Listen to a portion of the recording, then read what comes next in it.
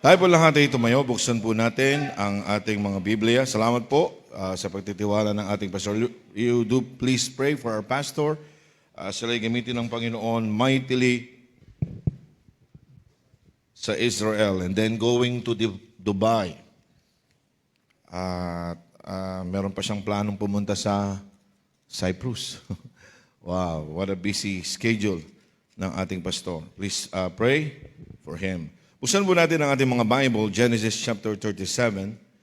Genesis chapter 37 verse, marami po tayong talatang babasahin, but as of this moment, ang bubuksan po natin is Genesis 37 verse 1 to 4.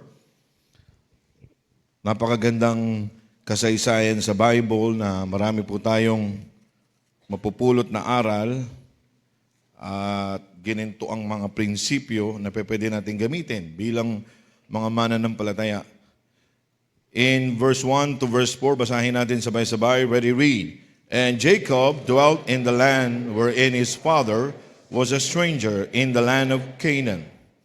These are the generations of Jacob. Joseph, being 17 years old, was feeding the flock with his brethren, and the lad was with the sons of Bilhah and with the sons of Silpah, his father's wife. And Joseph brought unto his father their evil report. Now Israel loved Joseph more than all his children, because he was the son of his old age. And he made him a coat of many colors. And when his brethren saw that their father loved him more all his brethren, they could not speak peaceably unto him. At alam natin mga kapatid kung ano ang kasaysayan, kung ano ang nangyari. At tila baga sa pangyayari sa buhay ni Joseph ay tila baga seemingly, yung pong Tagalog, tila baga, seemingly heaven is silent or God is silent. So ang tanong ngayong gabi, ano ang gagawin natin? What to do when you don't hear from God? What to do when you don't hear from God?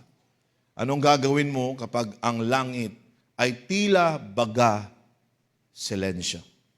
Silent. Quiet. At babagtasin natin yung pangyayari sa buhay ni Joseph at makikita natin kung ano ang naging ugali, naging character ni Joseph dito sa mga talatang ating babasahin. Tayo po'y manalangin. Panginoon, pagpapalain niyo po ang inyong salita na mahayag. Salamat po, Panginoon, na in Wednesday, midweek service, meron po kayong salita na magpapalakas sa amin, magpapasigla, Panginoon, sa aming pananampalataya. Parawad po sa aming mga pagkakasala, pagkukulang. Panginoon, without your power, I can do nothing. We could do nothing. So please help us. Ang inyong salita ay makapangyarihang kumilos sa aming buhay. We love you.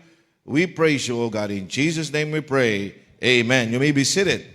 Makakaupo na po ang bawat isa. Sa pangyayari na ito sa Biblia ay marami po tayong matututunan at mapupulot na gininto ang aral. Sapagkat katulad ng nangyari kay Job, sa Book of Job, si Joseph din ay nakaranas ng tila baga ang Diyos ay tahimik o silensyo. Naalala niyo ang buhay ni Job, hinahanap niya ang kasagutan sa maraming tanong sa kanyang buhay. Alam niyo mga kapatid, kung ikaw ay hindi mananampalataya, talagang maraming katanungan dito sa buhay nito. Tayo ay nagpapasalamat lamang sapagkat meron tayong Biblia. Amen? Meron tayong Biblia na pinanghahawakan at pinag-aaralan, pero sa ating limitasyon, sa ating old sinful Adamic nature, may mga tanong tayo. May mga question tayo. At hindi sa lahat ng panahon, mga kapatid, ay nahahanap natin ang solusyon at ang kasagutan. You see, ano nga ba ang dapat gawin kapag tila baga ang langit ay tahimik? What to do when God seems to be silent or quiet? Bago po tayo pumalaot, mga kapatid, sa ating pag-aaral, meron lamang po akong dalawang obserbasyon patungkol po dito. Okay? Bago po tayo pumunta sa main character. Number one, minsan, iniisip natin na ang tugon mula sa Diyos, pag may katanungan ka, kapag may problema ka, hindi mo maapuhap, hindi mo malaman kung saan ka kukuha ng sagot, walang kasagutan ng parmasiya, walang kasagutan ang doktor, walang kasagutan ng siyensya, hinanap mo sa Google, hinanap mo sa Bing Engine, walang kasagutan, tinanong mo si AI, si ChatGPT, wala pa rin siyang may sagot. Okay? Darating po yung mga pagkakataon na ganoon, mga kapatid. No? Minsan iniisip natin na ang tugon mula sa Diyos ay makakatulong sa mga tao na maniwala o mapanatag sa panahon ng krisis. Tunay nga, na kapag binasa natin ang Biblia, naiisip natin ang mga pahina na puno ng mga taong kinausap, personal ng Diyos sa panahon ng kanilang kagipitan. Sasabihin sa kanila ng Diyos, huwag kang matakot. Ako pa rin ang namamahala. The Lord stood with me. Yan po ay makikita po natin, mga kapatid, sa buhay ni Apostol Pablo. Tingnan niyo po, 2 Timothy chapter 4 verse 17. 2 Timothy chapter 4 verse 17. May mga pangyayari sa Biblia, mga kapatid, na hayagan taasang sinasagot ng Diyos ang katanungan ng kanyang mga anak. In 2 Timothy chapter 4 verse 17, ano po ang sabi ng Biblia? Ito ang patutuo ni Apostol Pablo. Sabi ng Bible verse 16, "At my first answer, no man stood with me, but all men forsook me." Tingnan niyo po, "I pray God that it may not be laid to their charge." Verse 17, tingnan niyo, "Notwithstanding, the Lord stood with me and strengthened me, that by me the preaching might be fully known, and that all Gentiles might hear, and I was delivered out of the mouth of the lion." Naalala niyo yung mga panahon na naglayag sila, may mga kasama siya doon sa paglalayag na yon, ni isang prisoner hindi namatay. At nag-ayuno siya, nanalangin siya, at sinagot siya ng Panginoon. Mga kapatid, pagka minsan, di po ba, gusto nating masagot ang ating mga tanong, masagot ang katanungan ng ating anak, masagot ang katanungan ng mga mahal natin sa buhay, sapagkat tila baga alam natin na kapag nasagot ang kanilang mga katanungan, mapapaniwala sila at mapapanatag ang kanilang mga puso na ang Diyos ay totoo. And true, mga kapatid, may mga pagkakataon, mga kapatid, na may mga tao na napapanatag ang mga puso. Pero ang tanong, lagi ba na ang Diyos ay sumasagot sa ating mga katanungan sa buhay? Meron po ba sa inyo makakasagot? Na lahat ng katanungan nyo ay sinagot ng Diyos? Direktamenta. Hindi po, may mga katanungan pa tayo sa buhay, mga kapatid, na hanggang ngayon, hinahanap natin ang kasagutan. You see, ikalawa, mas lalakas ba ang ating pananampalataya kung gagawin lang iyon ng Diyos para sa atin? Na tayo kakausapin niya kapag tayo nagtatanong. Na maririnig natin yung audible voice ng Panginoon. "Anak, huwag kang mag-alala. Patrick, yung dinadaanan mo, normal lang yan. Huwag kang mag-alala. Hindi kita iiwanan. Makakagraduate ka." Diba? Ang problema, hindi sinabi ng Panginoon kung anong year. Diba? Kung sa tuwing maghahanap tayo ng mga kasagutan sa mga kahirapan na dumarating sa ating buhay at kakausapin tayo ng Panginoon, ito ba'y magpapalakas ng inyong pananampalataya? Marahil. Pero sa iba, kinausap na sila, hindi pa rin lumakas ang kanilang pananampalataya. Meron po ba akong kausap? At ang tanong, sa lahat ba ng pagkakataon, sinasagot ng Diyos ang lahat ng ating mga katanungan? Pagka minsan nga, may preaching inaantok ka. Tulog ka. Di ba? Paano sasagutin ng Panginoon yung mga katanungan sa ating buhay? Minsan nga, hindi tayo interesado. Hindi tayo interesado sa pakikinig ng salita ng Diyos. You see, sa ating pagtalakay sa buhay ni Joseph, okay, huwag muna nating isipin yung katapusan ng kanyang buhay. Bagkos ang ituon natin ng pansin kung ano ba ang kanyang nararamdaman habang dinadaanan niya yung mga kapagsubukan sa buhay na yon. Amen? Sapagkat kung ikaw ay kung ikaw ay bago pa lang sa Biblia, hindi mo alam kung anong pinagdaanan ni Joseph, makaka-relate ka sa kanyang pinagdaanan. Amen? Madali na lang tayong mag-conclude at alam na natin ang story, alam na natin ang katapusan, mga kapatid, ng kanyang buhay. Pero ang tanong, alam mo na ba ang katapusan ng iyong buhay? Alam natin ang katapusan ng buhay ni Joseph. Pero ang tanong, hindi naman natin alam kung ano ang katapusan ng ating buhay. Kung ano ang kahihinatnan ng bukas. Kaya nga mahalaga na pag-aralan natin to upang maiugnay natin yung ating damdamin sa nararamdaman ni Joseph habang pinagdadaanan niya yung masalimuot na bahagi ng buhay na yun sa kanya. Okay? Number 1, makikita natin sa verse 4. Sa verse 4, makikita natin yung jealousy. The jealousy over Joseph being the favorite of Jacob. Kaya nga, mga magulang, dapat we don't play favorite. Kahit dalawa yan, kahit tatlo yan, we must not play favorite. Okay? Bakit? Kasi may mga anak tayo, nasasaktan sila, may damdamin sila. Amen? Amen. Dapat pantay-pantay. Pero makikita po natin dito sa verse 4, sabi ng Bible sa verse 4, okay? 37 verse 4. And when his brethren saw that their father loved him, ito po yun, more than all his brethren, they hated him and could not speak peaceably unto him. You see, makikita natin mga kapatid na dito nagsimula. He was hated by his brother. Kinamuhian siya ng kanyang mga kapatid. And then, the dream seems made the matters worse. Di ba? Tingnan niyo po, verse 5 to 8. Okay? Sa verse 4, hindi na makapagsalita ng maayos ang mga kapatid niya sa kanya. In verse 5, and Joseph dreamed a dream, and he told it his brethren, and they hated him yet the more. Tingin po kayo sa akin. Naranasan mo na ba na magkwento ka sa kapatid mo kasi hindi naman alam ni Joseph na galit ang kanyang mga kapatid sa kanya. Amen? Tama ang puso ni Joseph, pero ang kapatid niya, hindi tama ang puso sa kanya. Naranasan mo na ba na magkwento sa kapatid mo at nung kinwento mo, inismirang ka?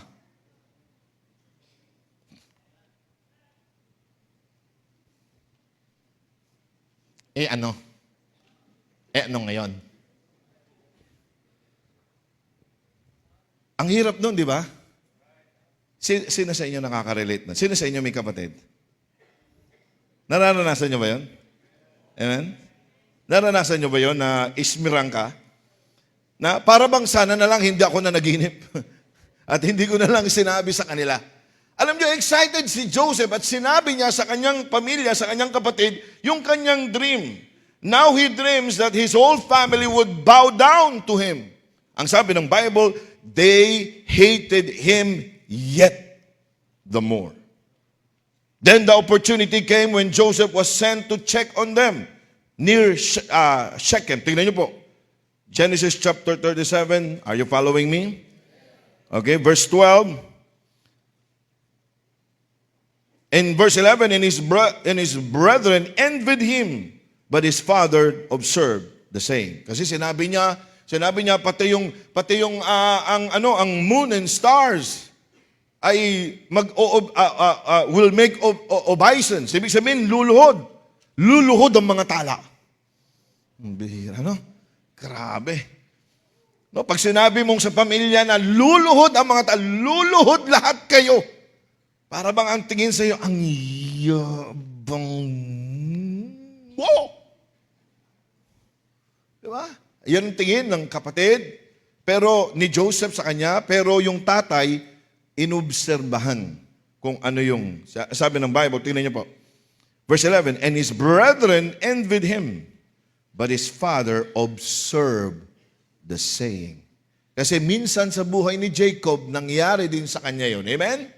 Amen? Siya'y nanaginip, and a ladder was sent unto him. At nakita niya yung mga angels descending and ascending. Okay? At kinausap din siya ng Panginoon. So then they have moved to Dothan, about 25 miles away. Tingnan niyo po, verse 12. And his brethren went to feed their father's flock in Shechem. And Israel said unto Joseph, Do not thy brethren feed the flock in Shechem? Come, and I will send thee unto them. And he said to him, Here am I.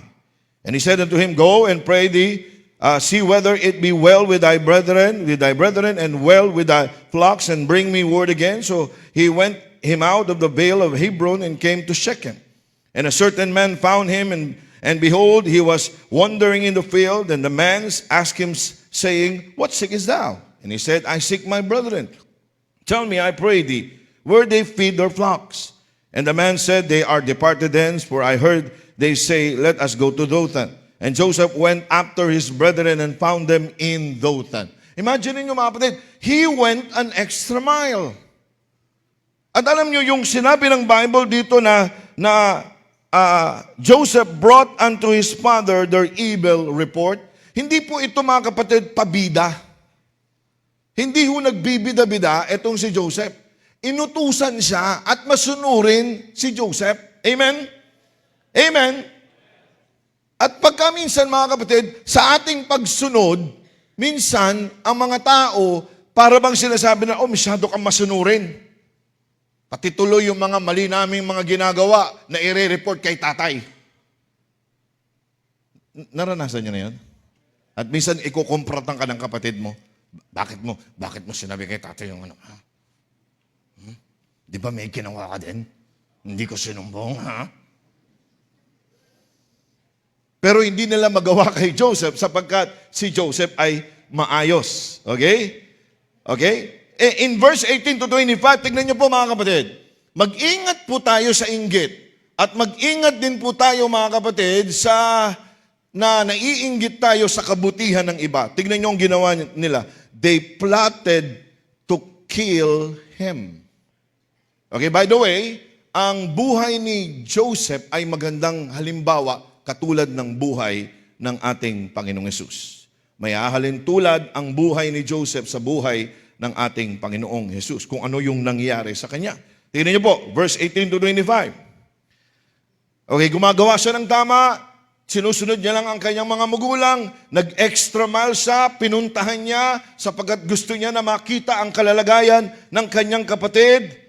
And when they saw him afar off, even before he came near unto them, they conspired against him to slay him. Okay, tingin po kayo sa akin. Hindi alam ni Joseph, alam natin. Amen? Amen? Hindi alam niya, pero alam natin. Ano kaya ang pakiramdam ng isang kapatid na pagtutulungan ng mga matatandang magkakapatid? Imaginin mo, ikaw ang bunso, tapos nagtulong-tulong sila para mawala ka sa planet Earth. Gusto kang dalhin sa Pluto. Imagine mo yun. Di ba kung sino man dapat, mga kapatid, ang magbigay ng security kay Joseph, ay walang iba kundi ang kanyang mga nakatatandang mga kapatid? Mag-ingat tayo mga kapatid, na tayong mga matatanda sa pananampalataya ay wag tayong maging katitusuran sa mga bagong mananampalataya at nag-iisip tayo that they are threat to our throne. Mag-ingat tayo sa paggawa ng ating sariling mga trono. May kausap po ba ako? At pag may nakakita tayo ng isang kabataan o isang bagong mananampalataya na naaring they are promising at meron silang dream at sinabi sa atin ay hindi natin papansinin because we will plot to kill them. Anong sinabi nila? Tignan natin, pag namatay siya, kung ano ang mangyayari sa kanyang panaginip. Diba? Parang drama talaga, no? At siya ang ginawa nila. And they said one to another, Behold, this dreamer cometh. Come now, therefore, and let us slay him, and cast him into some pit. And we will say, some evil beast hath devoured him, and we shall see what will become of this dream. Tingnan natin ano mangyayari sa kanyang panaginip. You see, Reuben tries to calm them down and suggests that they put him in a pit that was nearby. Salamat, may mga kapatid pa rin. Amen? Panganay, salamat. May panganay na nag-iisip sa bunso. Sana lahat ng panganay ay nag-iisip sa mga bunso. Amen? Shout out sa mga panganay. Amen? Hindi sana, dapat nga yan. Hadlang yan sa aking pamumuno. Dapat talagang mamatay yan. Dapat siyang si Erdel mamatay. At ako na lang ang nag-iisa, solo, uniko iho. Huwag nawa na magkaroon ng inggitan at iringan sa pamilya. Gawa lang ng posisyon at gawa lang ng pagmamahal ng tatay. Amen? Amen? Huwag tayong mananaglihi, huwag tayong maiinggit kapag pinagpapala ang iba. Amen? Huwag tayong mainggit. Pag nilagay sila ng Panginoon sa posisyon, huwag mong kainggitan ang kanilang posisyon. Pag pinagpala sila ng Panginoon, binigyan sila ng isang bagong sasakyan, huwag mong kainggitan ang bago nilang sasakyan. Huwag mong ipanilang, Lord, bigyan mo ako ng bagong sasakyan. Lord, binigyan mo siya ng bagong refrigerator. Lord, bigyan mo rin ako ng bagong refrigerator. Paano pag binigyan siya ng cancer? Lord, bigyan mo rin ako ng cancer. Ayaw mo naman. You see, Reuben really wants to deliver Joseph from them and turn him to their father. So they agreed to do this and catch him, strip him of his coat, and put him in the pit. As they settled down to eat supper, tignan niyo po, verse 25 to 28. Nung nagsettle down sila, sabi ni Judah, wag na natin siyang patayin. Okay? Sabi ng Bible sa verse 24, and they took him and cast him into a pit, and the pit was empty, there was no water in it, and they sat down to eat bread, and they lifted up their eyes and looked, and behold, a company of Ishmaelites came from Gilead with their camels bearing spicery and balm and myrrh, going to carry it down to Egypt. And Judah said unto his brethren, what profit it is if we slay our brother and conceal his blood? Come and let us sell him to the Ishmaelites, and let not our hand be upon him, for he is our brother and our flesh. And his brethren were content. Then they passed by the Midianites, merchantmen, and they drew and lifted up Joseph out of the pit and sold Joseph to the Ishmaelites for 20 pieces of silver, and they brought Joseph into Egypt. You see, Joseph had no assurance. Tandaan natin na naginip si Joseph. Binigyan siya ng vision ng Panginoon. Binigyan siya ng dreams ng Panginoon. But you see, Joseph had no assurance by a direct word from God that everything would work out. Hindi dinitalya ng Panginoon. Hindi siya linagyan, mga kapatid, ng mga mangyayari sa kanyang buhay. The Bible was not yet complete. Then, he just had to rely on that dream. You see, it didn't make sense to him. No, sabi niya, nandito ako, willing ako na gumawa ng second mile at gustong gawin ang kalooban ng aking tatay. He had not asked for this, and it wasn't fair. Hindi naman niya ginusto yon, sumunod lamang siya. Di ba? Nangyari na ba sa buhay mo na gumagawa ka ng tama, pero para bang lalong gumugulo ang buhay mo sa paggawa mo ng tama? Ito si Joseph, nangyari sa kanya yan. Still, God did not intervene. Hindi nag-intervene ang Panginoon. Silensyo ang langit. Perhaps Joseph thought that at least this would be it is better than death. Kaysa patayin ako, at least binenta ako. Pero alam nyo, mga kapatid, ma-observe natin, alam nyo ang layo ng kanyang bahay sa Goshen, sa Egypt, The record ng mga scholars, it's about 480 to 900 plus kilometer. 2 days by boat. 2 to 3 days by boat. Ganun kalayo, mga kapatid. Pero ang maoobserbahan natin, nung siya'y nasa pit, no mention that Joseph say any negative thing on his brethren. Hindi siya nagmura. Hindi niya sinisi ang tatay niya. Kung ikaw si Joseph, ano kayang mga maaanghang na mga salita ang lalabas sa bibig mo? Minsan, ang iba sa inyo, pinagalitan lang. At talag ka naman.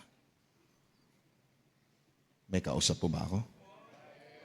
Kung ikaw si Joseph sa kapanahonan na yon, nandun ka sa pit, walang tubig, dry, ano kaya ang lalabas?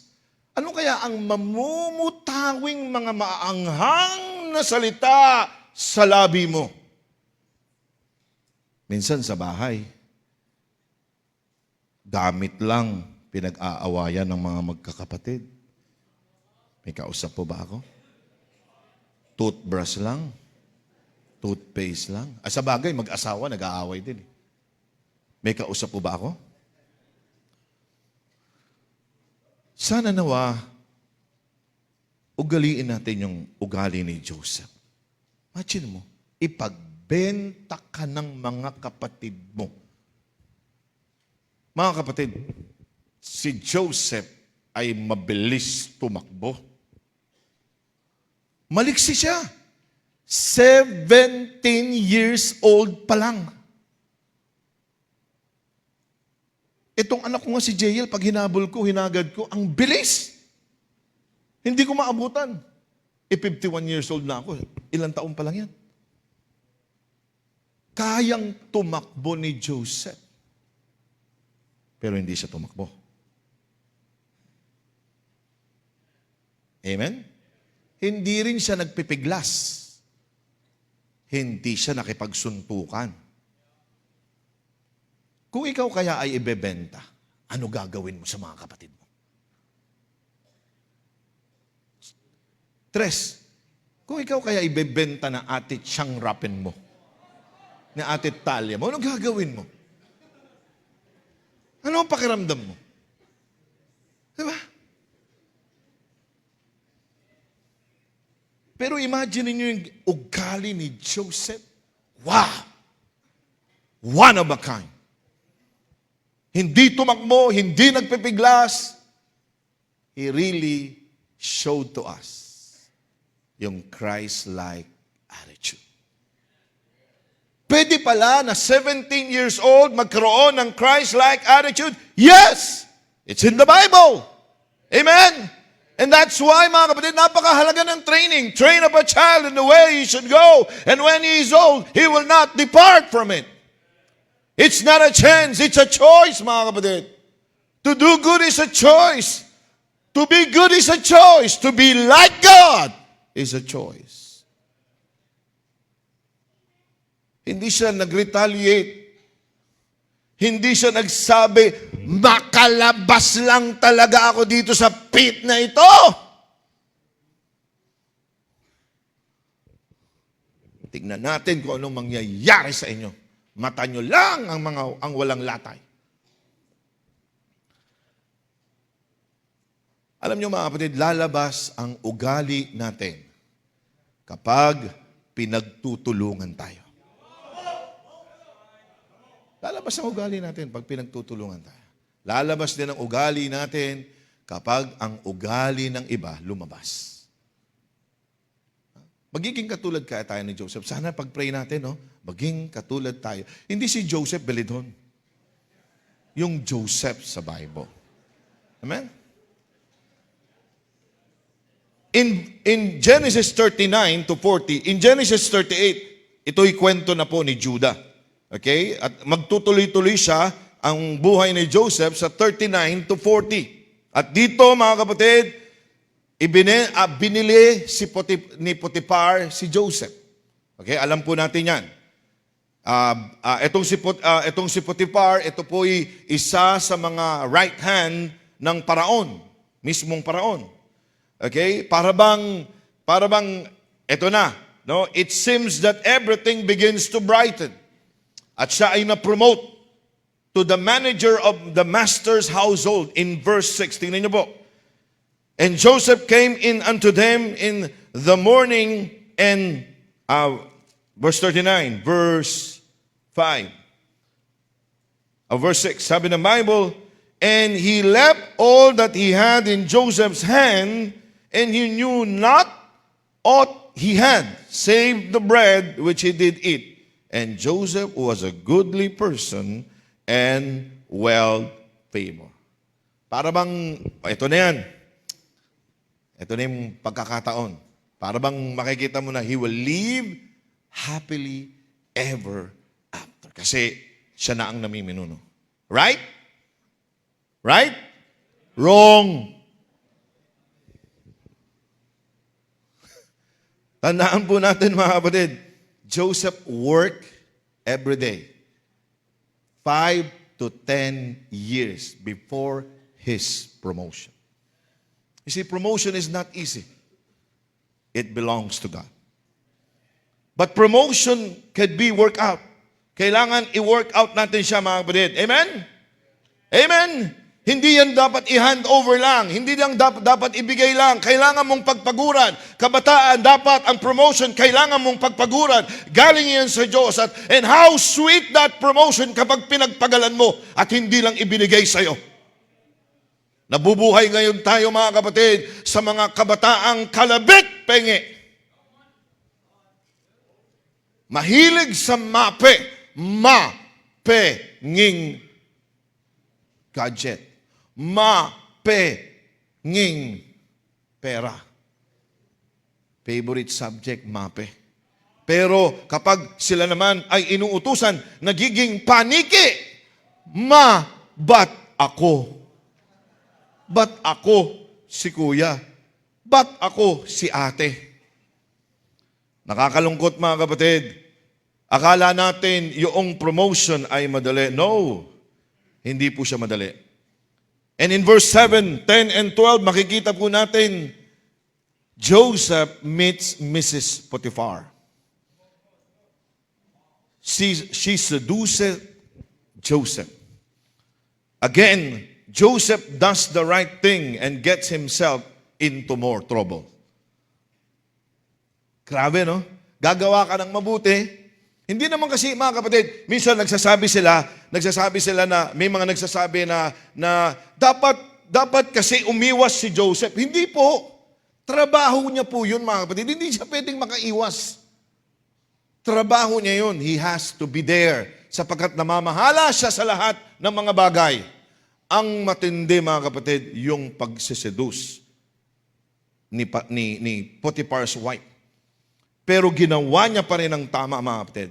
There is nothing quite so frustrating and get himself into more trouble, mga kapatid, yung pag ikaw ay gumagawa ng tama, pero parang ang kaaway nandiyan naman.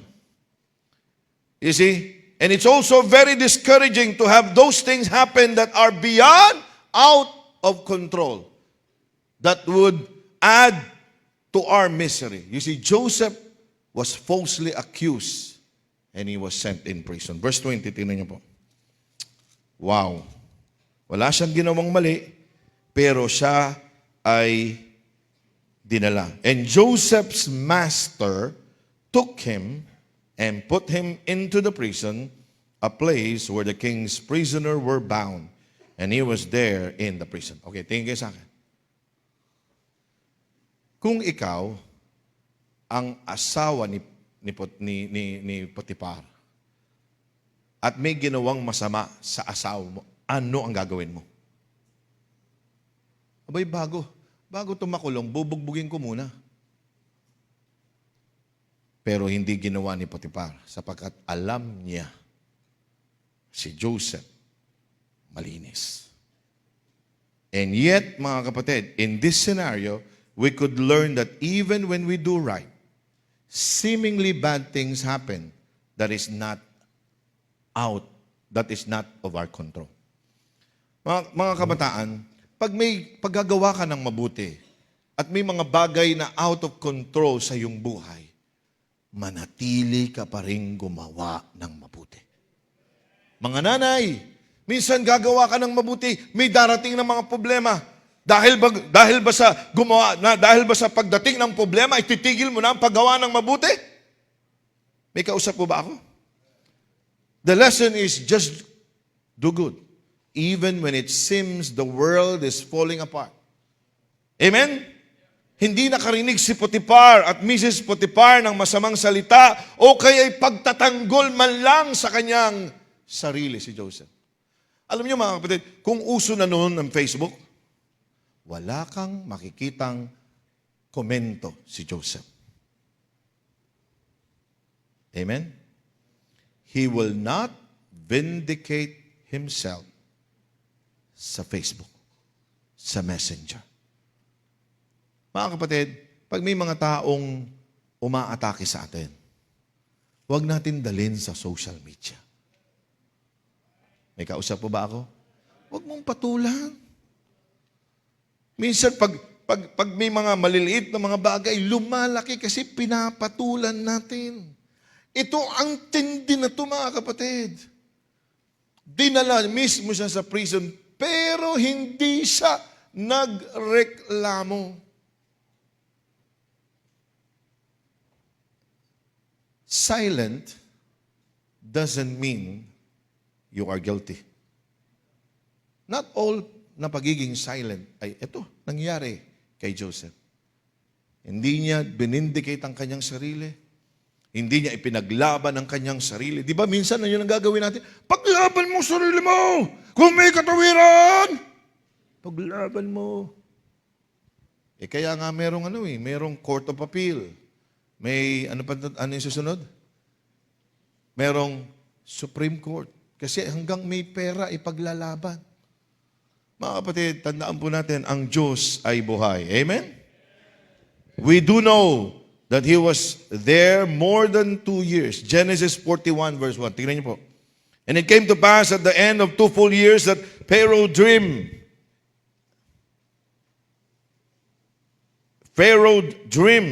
And behold, he stood by the river. And behold, there came up out of the river 7 well-favored kine and fatted. Dito makikita natin, mga kapatid, na it was more than 2 years. Joseph had no rights at all since he was a slave. Isipin niyo yun. Wala siyang karapatan. Walang right trial. Walang due process of the law. There is no right of appeal. Just sitting there in a jail in some foreign land. Ang tanong, pag nangyari sa iyo yun, would you still keep your faith? Would you still attend the church? Would you still read your Bible? O sasabihin mo na, ayoko na. There is no family, mga kapatid. Humanly speaking, there is no future at that point. He has no family to visit him on weekends. He was obedient in his faith, yet he received no blessing, and heaven seems to be silent. At ikaw, nangyari sa iyo yan. At nangyayari sa iyo, it seems that heaven is silent. Anong gagawin mo? Magmumukmo ka ba? Iiyak ka ba? Dadalhin mo sa social media?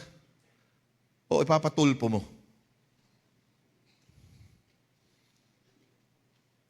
In chapter 39, verse 21 to 23, tingnan niyo po. Chapter 39, verse 21 to 23, nagkaroon ng promotion sa prison. 21 to 23, but the Lord was with Joseph and showed him mercy and gave him favor in the sight of the keeper of the prison. And the keeper of the prison committed to Joseph's hand all the prisoners that were in the prison. And whatsoever they did there, he was the doer of it. The keeper of the prison looked not at anything that was under his hand, because the Lord was with him, and that which he did, the Lord made it to prosper. Tama yung lagi sinasabi ng ating pastor, let your accomplishments say something about you. Ang isang anak ng Diyos na gumagawa ng tama, kahit saan mo dalhin, gagawa ng tama. Kahit saan mo dalhin, pagpapalain ng Panginoon. Why? Because of His attitude. And because of the God na kanyang pinaglilingkuran. You see, Joseph was entrusted with the custody of the prisoner, not immediately, possibly 1 year after his imprisonment. Parang nagkaroon ng glimpse of hope, mga kapatid. In an instant, the hope is gone. Naalala niyo yung butler and baker na naginip sila at ininterpret. Tama? At inano niya po? Ininterpret niya yung dream. Nung na-interpret ang dream, mga kapatid, at ang butler ay muling pinabalik doon sa palasyo. Tingnan niyo sa verse 23. Verse 23. Yet did not the chief butler remember Joseph, but forgot him for 2 full years. Para bang may pag-asa ka na at darating na yung pag-asa at bigla pa rin nawala. Ano gagawin mo? Nakalimutan yung promotion mo. Pinangakuan ka ng boss mo ng promotion. Anong gagawin mo? Siguro susunugin mo yung computer. Siguro dadalan mo ng virus. Siguro susulutin mo na yung kanyang mga kliyente. You see, but Joseph did not. Kaya ang mga kapatid, in chapter 41, dito na ipinromote ng Panginoon si Joseph. Sapagkat ito yung time na kung saan mananaginip na ang hari at ang mag-i-interpret, mga kapatid, ay si Joseph at maaalala na siya ng butler. You see, put yourself in Joseph's position for a while. Here you are before Pharaoh himself. Now now it is your chance. For all those years you suffered, for all the times you did right, and things got worse. Now you are asked for a favor. Now it's time to promote yourself, right? Right?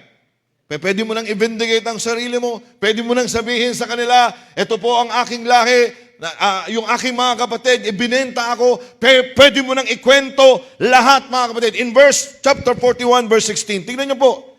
Pwede na niya nang i-promote ang kanyang sarili. In verse 16, mga kapatid, and Pharaoh said unto Joseph, I have dreamed a dream, and there is none that can interpret it. And I have heard say of thee that thou canst understand a dream to interpret it.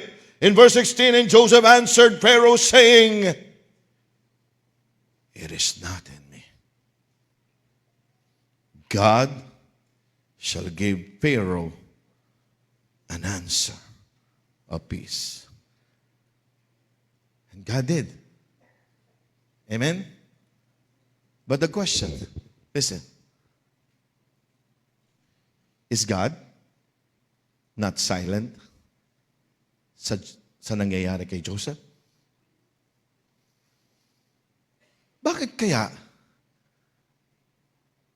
yung pangyayari na yun hindi naka-apekto sa ugali ni Joseph? Hello? Pwede niya nang i-vindicate ang kanyang sarili. Pwede niya, mga kapatid, sabihin sa hari yung ano nangyari sa kanya. Pero anong sabi niya? It is not in me. God shall give Pharaoh an answer of peace. Mga kapatid, ang mananampalatayang tama ang puso sa Panginoon. Kahit tila baga ang langit, ang Diyos ay silensyo sa kanya, masaya siya na magbigay ng balita para sa iba. Hari, ako nga yung aking panalangin, hindi pa dinidinig ng Panginoon Sa'yo pa? May kausap po ba ako? Tagal-tagal ko na nga dito sa kulungan Nakalimutan na nga ako ng butler mo Anong pakialam ko sa panalangin mo? Kapatid, hindi niya ginawa yon. Itinaas niya pa rin ang Panginoon. Hindi siya nagkaroon ng masamang ugali sa Diyos. Alam niyo mga kapatid, sana wag sumama ang ugali natin kapag may mga nangyayaring tila baga hindi maganda sa ating buhay. At wala tayong maapuhap, wala tayong makuhang sagot. Wag sumama ang ugali natin. At sa sobrang pagsama ng ating ugali, pati Diyos sisisihin natin. At sasabihin natin, sana hindi na lang ako naligtas. Sana hindi na lang ako naging Baptist. Buti pa nang hindi ako Baptist. Buti pang nandun ako sa hidwang pananampalataya. Hindi ko ito nararanasan. Pinapatunayan lang nun, mga kapatid, na wala tayong natutunan sa gawain ng Panginoon. May kausap po ba ako? You see, God promoted Joseph. In a brief moment of time, Joseph went from slave to commander, second in command of the whole nation. After 13 years of misery, walang nanay, walang tatay, walang kapatid, pinagkaitan, para bang wala siyang pag-asa, all alone there. Pero hindi nagbago ang kanyang ugali. What happened was more than Joseph could ever imagine. Alam niyo mga kapatid, kapag nagtiis ka, gumawa ka ng tama, at kahit nahirapan ka, gumagawa ka pa rin ng tama, para bang hindi pa rin dumidinig ang Diyos, huwag kang gagawa ng tama kasi dinidinig lang ng Diyos ang panalangin mo. Huwag kang magwiwin ng kaluluwa dahil ang Diyos sumasagot lang sa panalangin mo sapagkat pag hindi na sumagot ang Diyos sa panalangin mo, ikaw ay magtatampo at hindi mo nagagawin kung ano ang tama. So what to do when God seems to be silent? Number one, by the way, ang title po ng ating pag-aaralan, mga kapatid, 7:56 na. When the introduction is long, the lesson or the outline is short. Okay? When God seems to be quiet, don't quit. When God seems to be quiet, don't quit. So number one, what to do? Don't quit on trusting God. Amen? Amen? Don't quit on trusting God. Don't quit trusting. Joseph had no way of knowing that all along the way, God was setting the stage for a key move in His plan to bring salvation to the whole world. Mga kapatid, yung iyong paghihirap, yung aking paghihirap, mga kapatid, kung ikukumpara sa kaligtasan ng buong sanlibutan, it is worth it. What is 13 years? What is 15 years? What is 20 years? What is 30 years? If the whole world will be salvaged because of your miseries. Madalas ay naiinip. Ang iniisip lang natin ay ating sarili, yung pakiramdam natin, nasaktan tayo, pinagsabihan tayo, pinagalitan tayo, sinabon tayo, at hindi man lang binanlawan, at sinampay man lang. May mas mataas at dakila at nobler ang cause ang Diyos, isang bayan, isang bansa, Bulaga. Ikaw is sarili mo lang ang iniisip mo. Ikaw, damdamin mo lang ang iniisip mo. Ikaw, tiyan mo lang ang iniisip mo. Ikaw, makeup mo lang ang iniisip mo. Ikaw, mata mo lang ang iniisip mo. Ang Diyos may iniisip. Kaligtasan ng isang nasyon sa Egypt. Minsan sa kakulangan ng ating pag-iisip, minsan mga kapatid, itong cellphone at ang mga gadget na ito nagpakitid sa ating kaisipan. Kaya sana ipanalangin natin, Lord, buksan mo ang aking pananampalataya that I may behold wondrous things out of thy law. Kaya may mga kabataan, pag tinanggalan kayo ng cellphone, pag tinanggalan kayo ng gadget, kapag kayo ay binigyan ng parental, parang nawala na ang mundo nyo. Pag kayo hindi na binigyan ng baon, kapag kayo ay sinuspinde, kapag kayo ay pinagalitan, hindi nyo na alam ang gagawin nyo sapagkat ang buhay nyo ay nandun lang sa gadget at sa inyong sarili.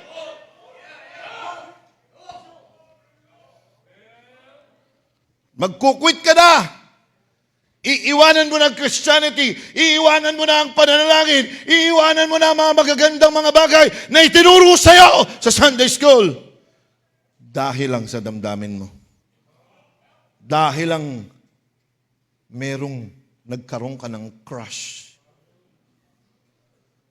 At iniwan mo na ang mga prinsipyo na natutunan mo. Gusto ng Panginoon na patunayan niya ang kanyang kapangyarihan. See? All things work together for good to them that love God, to them who are the called according to His purpose. Kahit minsan masakit, kahit minsan hindi natin maunawaan, ang pinakamahalaga ang layunin niya ang makapangyari at tayo ay maging masunurin lamang at maging mapagpaubaya. Amen? Amen? Katulad tayo ni Isaac na nagpaubaya sa kalooban ng Ama. You see, don't quit trusting. Yes, hindi mo man nakikita, hindi man sinagot ng Diyos, tila baga hindi sinagot ng Diyos ang panalangin mo. God is at work. Amen? It would be in the nation of Egypt that God would prove to the whole world His power and might by delivering the Israelites. Amen? Amen? Akalain ba natin, nung binabasa naman natin ang Biblia, hindi naman natin naunawaan yun. Mira, kaya pala nagkaroon ng famine, dinala si Joseph, pauna doon. Kaya pala yun ang sinabi niya, God meant it for good to save much people alive. It is not you that sent me here. It is God. Because Joseph knew all the while, God is in control. Yes, God may be silent. He is at work. I will not quit on trusting my God, who is omniscient, who is omnipotent, who is omnipresent, and who is immutable. I will keep on trusting. I will keep on trusting. Amen? Amen? Kaya nga mga kapatid, ang ganda na ang Diyos natin, He is at work. If anything is clear in this story, it is that God's silence is in no way an indication of God's inactivity or non-involvement in our lives. Pag ang Diyos silensyo, hindi ibig sabihin hindi siya active. Hindi siya nag-i-involve. Hello? Kami mga full-time workers, minsan magte-text kami kay Pastor Ed. Sising niya lang. Minsan hindi siya nagre-reply. At alam niyo, nag-iisip siya. Hindi ibig sabihin, hindi siya nag-reply. Hindi siya nag-iisip. Iniisip niya. Tapos ilang araw, o kaya pag nagkita kami, naalala niya, nag-text ako sa kanya. Pag ikaw ay nanalangin kay Dr. Ray John, naaalala niya, ang Diyos pa. Magkukwit ka na magtiwala sa Diyos? Dahil lang tila baga, silensyo ang langit. You see? He may appear silent, but He is not quiet in His involvement. He's active. Amen? We often judge God's involvement in our lives by how favorable or unfavorable our circumstances are. As long as things are great, we have no doubt that God is with us. As long as things are great, we believe that He is watching over us, protecting us, providing for us. But when trials come, we think, Lord, where are you? Why don't you do something? Gusto lang natin mag-involve ang Diyos sa mga panahon na masaya tayo.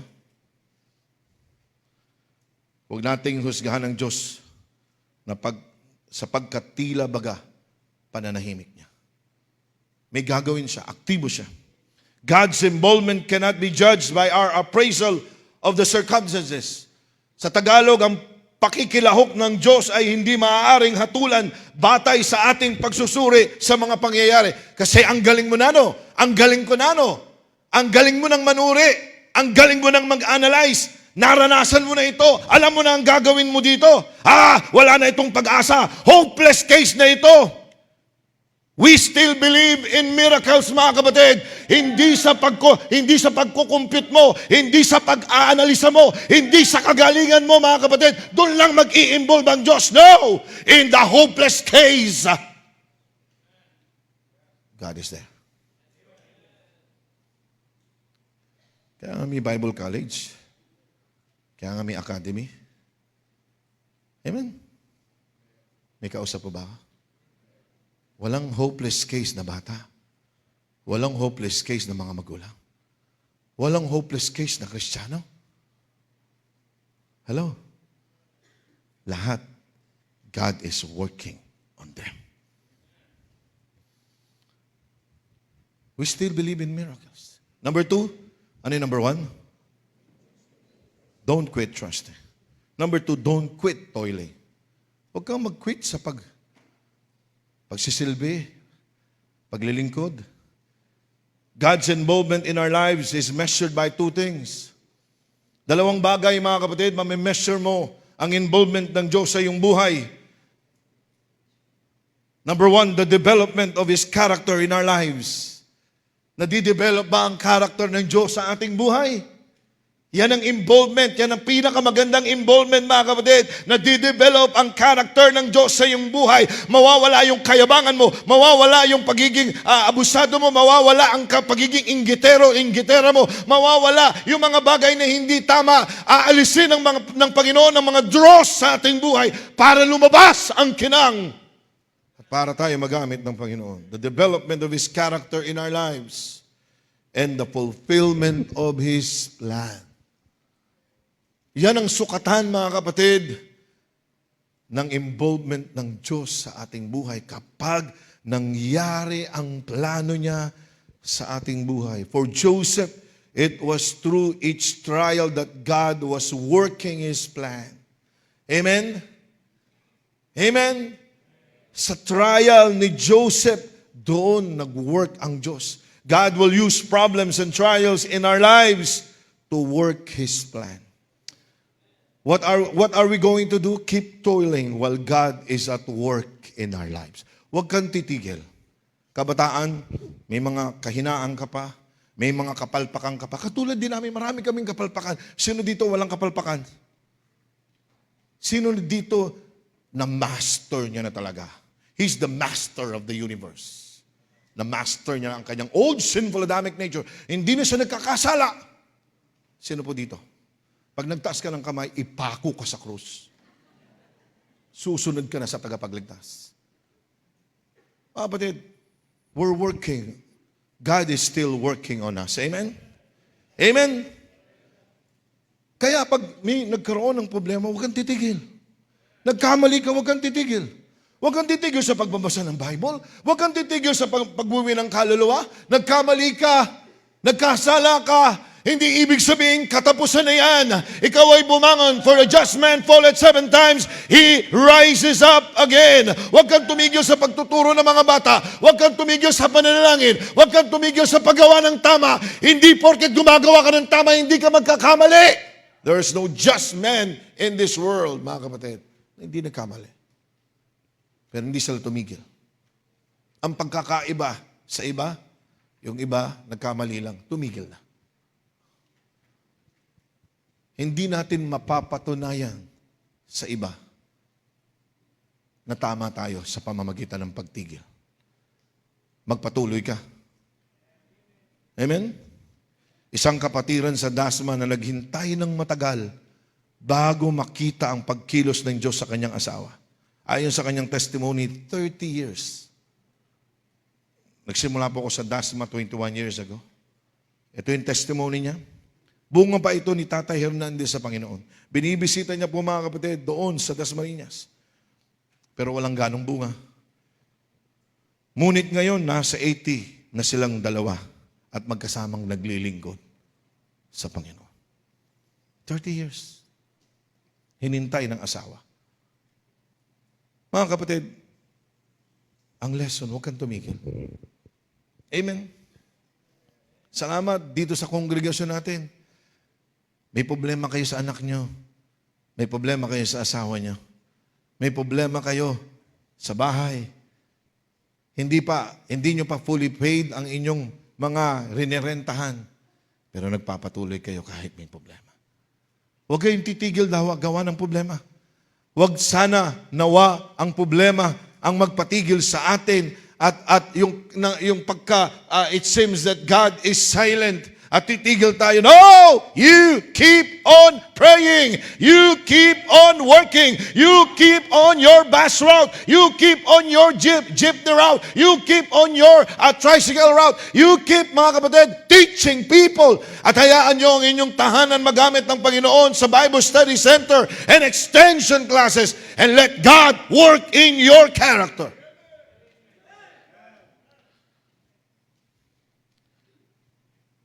He knows everything. He can do everything, but not to lie and fail. He's everywhere, in the past, in our present, and in the future, and in every in between. Amen? Aren't you glad we're serving a great God?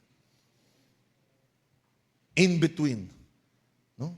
Yung sinasabi kong in between, pati yung slow motion natin. In between. Nandun ang Diyos. Alam niya, split seconds lang pwede kang mawala. Split seconds lang pwede kang mamatay. Pero God is support. Amen? Hindi niya sinabing, iningatan kita. Sana nagka-dengue ka na, pero yung lamok pinitik ko. Sinabi ba ng Panginoon sa'yo? Hindi. Maaaring silensyo. Parang hindi natin naririnig. Pero ang Diyos, gumagawa. Huwag kang titigil. Lastly, don't quit thrilling yourself of the future. Naghanap ako ng Tagalog. Ano ba yung Tagalog ng thrill? Huwag kang tumigil sa pagpapakilig sa iyong sarili sa katuwaan sa hinaharap. Amen? Thrill. Ano ba yung Tagalog sa thrill? Thrill. Diba? Diba pag naiisip mo yung inihahanda sa'yo, di ba natutuwa ka? Kinikilig ka. ano ko yung pinipare nila? Woo! Mga kapatid, don't quit thrilling yourselves of the future. Amen? Amen? With Joseph, the stage was set for the centuries to come. Walang maghahandang pangyayari kay Moses kung hindi napunta si Joseph sa Egypt. You see, God is preparing an exodus of His people through Moses and will bring His people through His mighty hand. Imagine mo. Kinamit ng Panginoon si Joseph. Kaya binanggit niya, by faith, ano sinabi ni Joseph? Pag alis nyo dito sa bayang ito, dalhin nyo ang aking bangkay. Alam niya by faith, gagawin ng Diyos ang kanyang pangako. Na aalisin ng Panginoon ang bansang Israel sa Egypt. Kasi mga kapatid, salamat sa project ng ating pastor. 5,000 sitting capacity auditorium. Amen? Huwag mong hayaan ang problema. Huwag mong hayaan ang mga bagay na nararanasan mo sa gawain ng Diyos, sa iyong tahanan, sa iyong personal na buhay, ang magpatigil sa iyo that you will be thrilled with the great things that God had prepared for this church. Nakakalungkot, di ba? Nasa ano na tayo?